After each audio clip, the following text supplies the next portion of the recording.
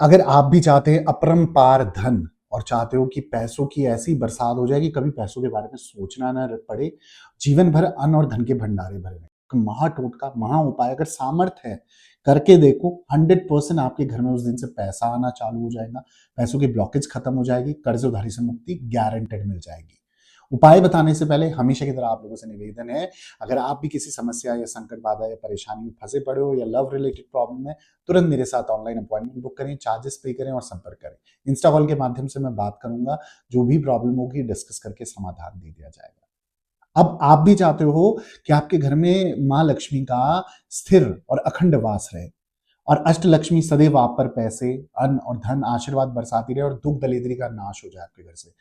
आपको क्या करना है, एक चांदी के बर्तन में आपने या तो पीली सरसों ऊपर तक भर देनी है या फिर उसमें चने की दाल भर देनी है। नॉर्थ ईस्ट डायरेक्शन में ईशान कोण पर किसी भी शुभ दिन पर आप रख दें।